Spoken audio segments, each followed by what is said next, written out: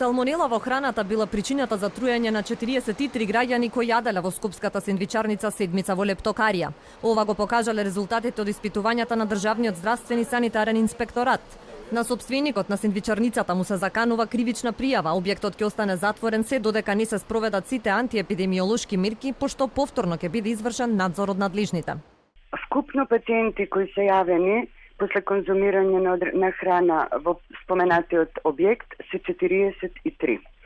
Согласно стручното мислење, епидемиолошката служба на Центарот за јавно здравје, земените анкети за троените и добиените резултати од нивните копрокултури потврдуваме дека станува збор за алиментарна со инфекција настаната со бактерија Salmonella enteritidis.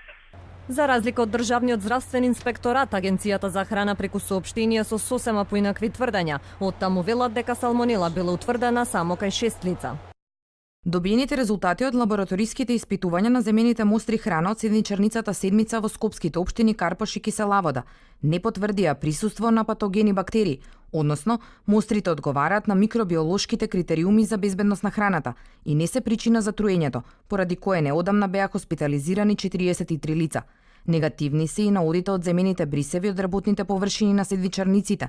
Бактеријата Салмонела со лабораториско испитување на копрокултура е детектирана кај 6 лица.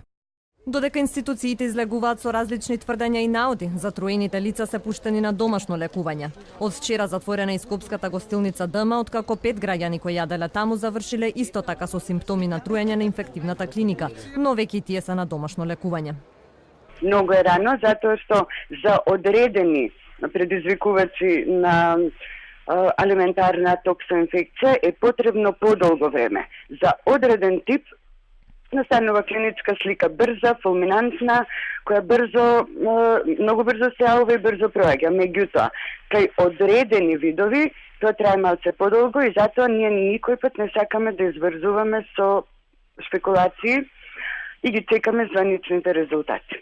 Во гостилницата веднаш била извршена превентивна дезинфекција и дератизација, а наложено е да се изврши варосување на објектот и вонреден здравствен преглед на персоналот. Со оглед на високите температури, од Државниот здравствен и санитарен инспекторат апелираат граѓаните да внимаваат на исхраната, советуваат конзумирање на лесна и термички обработена храна.